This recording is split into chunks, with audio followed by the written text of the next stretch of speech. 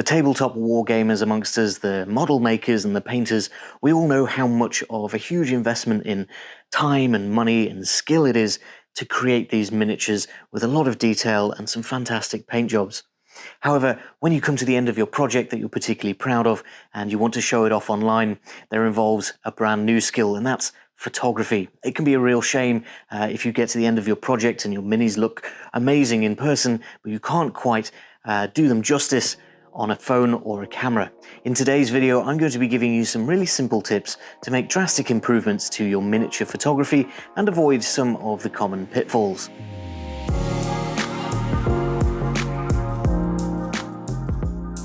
Hi guys, I'm Ben from Adaptalux and welcome back to another photography tutorial where today I've got some fantastic tips for showing you how to improve your miniature photography. Now, for those of you that don't know, there is a huge amount of skill and effort that goes into creating and painting these miniatures, be it for tabletop wargaming like Warhammer, or in my case, a Dungeons and Dragons campaign where we've got unique characters created on Hero Forge, which I'll link down in the description. It's a really cool little website that allows you to create 3D models of characters with all sorts of different pre-made parts, and then you can 3D print them and you can paint them. So my friend here has painted these characters for us, and I really wanted to get some really nice photographs of them just for posterity. But it got me thinking, I see a huge amount of really amazingly painted and created miniatures out there, and the photography just doesn't back up the skill and the artistry that went into creating the miniature. So I've got a few basic tips to just improve your photography up to a level where it would really show off your miniature, and then I've got some more advanced tips if you really want to get in depth with your photography and create almost another hobby to bolt on to your miniature creating. So I'm going to get started with my first set of tips. So let's start off at level 0, the most basic image that I see people take of their miniatures. Maybe it's an in-progress paint job and you don't want to spend all of that time doing photography at this stage, but I do see people do this with their final minis, and that's just grabbing the mini, grabbing your phone and going, okay, bam. There's my photograph, it's good enough. Maybe it's a confidence issue, maybe you don't know that the things can be improved, but looking at this image now, I can see that there's a cluttered background, all sorts of things on my desk behind the mini. I've got my thumb and my hand in the foreground, which is distracting from the model. The lighting is terrible, and just generally the contrast between all of those colors and cluttered objects in the background and the paint job on the mini is going to lose some of the detail on the model itself. So there's a few things that we can do to improve on that basic shot, and I'm not talking about going out and buying a big expensive DSLR. I'm talking about still doing it on your phone, but just making some minor improvements and putting a little bit of thought into your composition and your backdrop. So check it out, this is my photography workspace. It's got bits and bobs and photography gear everywhere. More likely, if you're painting miniatures, this will have paints and paint pots everywhere, but the idea is the same. You need to clear a little bit of space. You don't need much, just to create a little mini photography area.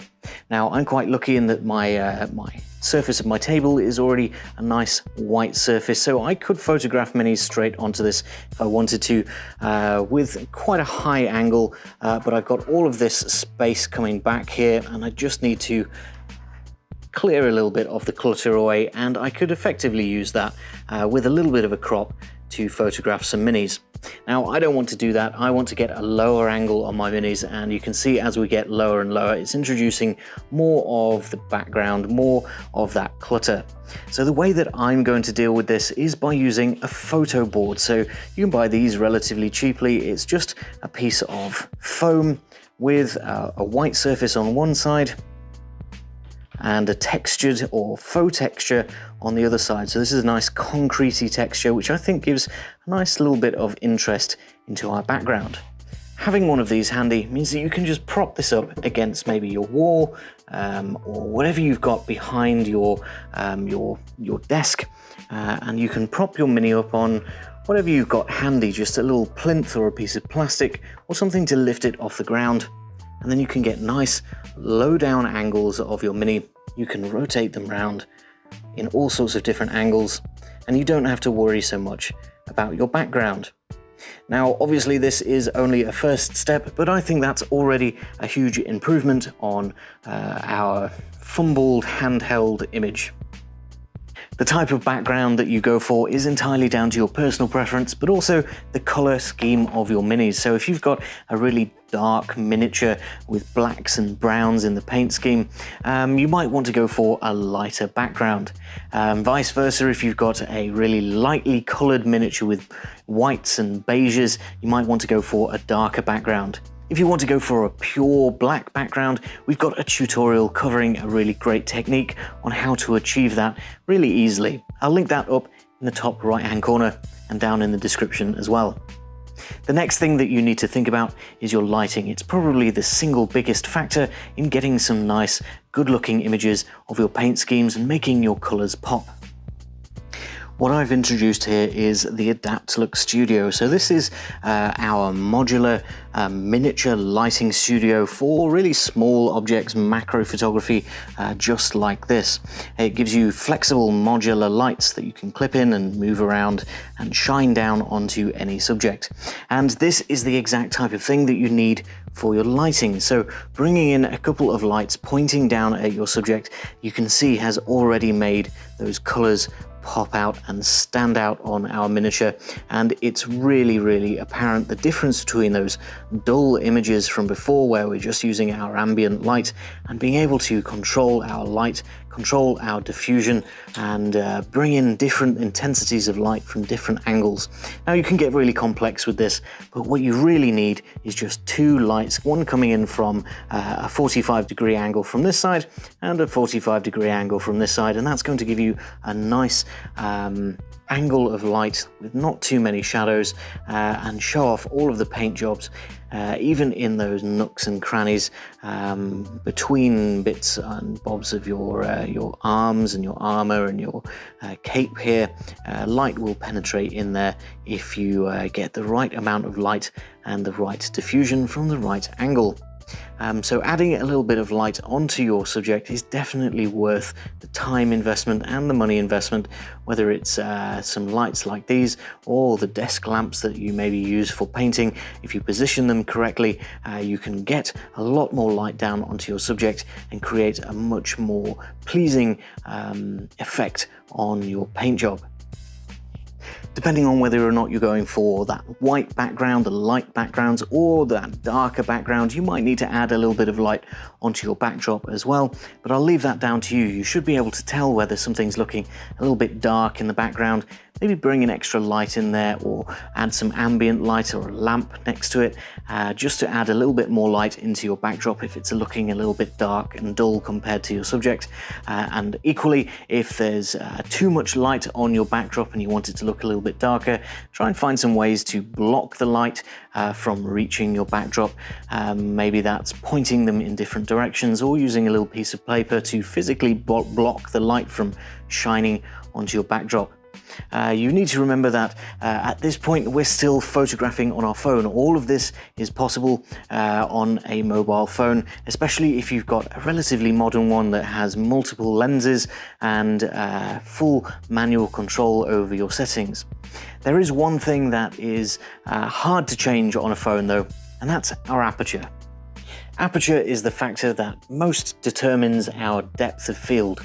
Depth of field is how much of your image is in focus at once. So if you've got a particularly deep mini and you're getting really close to it, for instance, if you've got a guy with a sword pointing directly at the camera, the tip of the sword is not going to be in focus at the same time as the character's face is in focus. And that's a bit of a problem because you want your entire mini to be in focus at once, to show off the entire paint job, the entire miniature all at once. So combating depth of field is a bit tricky when you have only a fixed aperture of your mobile phone. That's where a proper camera can come in handy, a DSLR, maybe a macro lens as well. All of this is supplementary, you don't necessarily need it, but it's going to make your life a little bit easier and up the quality of your final images a little bit. It also opens up a whole new suite of tricks that we can play with to further improve our images. Now, if you're just sticking with your mobile phone, there's a lot that you can do to try and minimize this. Moving backwards and cropping in can help with your depth of field. Trying not to use your zoomed in camera, and a lot of the automatic modes on your camera will try to combat that for you as well. Portrait mode likes to blur out backgrounds and do strange things like that, so maybe worth playing around with that to see if you can get some interesting effects on your miniatures. Doesn't necessarily have to be with portraits, but play around with your phone's settings. You might be able to get some really nice images simply by using your mobile phone, some nice lighting and a nice backdrop. From here on out, I'm going to be using my DSLR, my mirrorless camera actually, with a 100mm f2.8 Takina macro lens on the front. That means I can get really close to my Mini and I can get some really nice shots with lots of detail, but also I can control my aperture, I can control my shutter speed, my ISO, and I can affect that depth of field. So as you can see here, most of my setup is exactly the same. I've still got my two lights pointed down at my miniature here. I've brought my backdrop in a little bit closer, just so that more of that light spills onto that white backdrop and gives it a little bit more of a white glow. All of the magic here is now happening with my camera. I can now focus manually, I can change my aperture, and I can change my other settings. You'll notice that I'm also sat here on a tripod, so this is going to keep my image really steady, especially if I need to change my shutter speed. It will eliminate any camera shake or movement of my table, which is actually fairly wobbly. Now, when choosing where to position your camera, be it on a full-size tripod or a little mini tripod or perhaps just handheld, you want to be as low as possible, looking up at your miniature. This is going to make them seem a little bit larger than life and increase that sense of scale, especially for somebody that is supposed to be much larger than your average viewer. You would want the viewer to feel like they're looking up at this character. So things like Space Marines from the Warhammer 40k universe are 7 or 8 foot tall, so you as a viewer would be looking up from their perspective. You want to try and replicate that with your camera perspective. So at the very least you need to be looking side on, as if you were looking eye to eye with your miniature, but if you can get lower than that and make things seem a little bit larger than life, then that's great too. Now I'm going to start doing some more advanced techniques here, including some focus stacking. I want to eliminate my depth of field altogether, and that's going to be quite an advanced technique. I'll link up in the top right hand corner of the video if you want to learn a little bit more about how focus stacking could help you get super sharp images of your paint jobs. I'm going to walk my way through all of my miniatures here and take some nice images of each of them, and then we can talk a little bit about what's next. So I'm pretty happy with those images as nice representative shots of the paintwork, the colours and the posing of my miniatures. They really show off the detail in there and everything looks true to life. The next thing that I want to do is start to play around with a little bit of creativity in our photographs. So you maybe want to make your images look a little bit more dramatic and eye-catching at the expense of some of that accuracy of your paint jobs. And this is where we can come in with a little bit of coloured light, for instance. Bringing in some oranges or reds can imply that there's a nearby explosion. Maybe some blues could be some arcane magic just off the screen, or some greens for an alien ooze or a glow coming in from somewhere else. Playing around with just a subtle hint of colour can really make your images stand out, and especially with miniatures, you can really let the imagination flow as to what that colour might be. Now obviously this does detract to the true colours of your paintwork, but it can also be a great tool to enhance those colours if you need to. For instance, one of my characters is holding a green flame, some magic coming out of his hand, so adding a little bit of green to that can actually enhance the effect of that paint or the illusion of that actually happening and add a little bit of realism to your characters.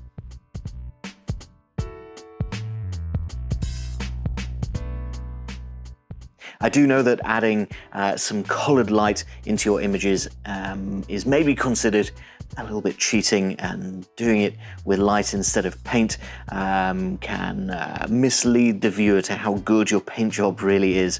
But I consider it a really helpful tool for maybe some secondary images, maybe some close-ups where you really want to give your images a little bit more drama and bring your characters to life. Some extra light, whether it's colored light or some white light to create some extra shadows, can really add a lot more drama and visual interest to your images and draw the viewer's eye that little bit more. Maybe you can start off with your representative shot of your whole figure, and then as you get closer, start adding a little bit more drama and effects to your image. If you want to take things even further, you can actually start building scenes around your characters. It's something that we did for our action figures not too long ago. I'll link up to a video over in the top right hand corner and down in the description if you want a little bit more information on how you can build scenery around your characters, still using these same techniques of colored light and balancing your light on different sides to make things look a little bit more alive. So I'd like to know from you guys whether or not you're going to try some of these tips and whether they've helped you with your miniature photography, especially that colored light tip. Let me know down in the comments whether or not you're going to give it a go. If you've enjoyed this video, make sure to hit the like button and do stick around by hitting the subscribe button. We've got lots of tutorials for all kinds of close-up photography, from toys and action figures all the way through to scientific and more natural subjects like leaves and even ferrofluid. So make sure to hit that subscribe button to stick around for lots more ideas, tutorials, and inspiration coming in the future. For now, that is all that I've got time for. Thank you very much for watching. I'll see you next time.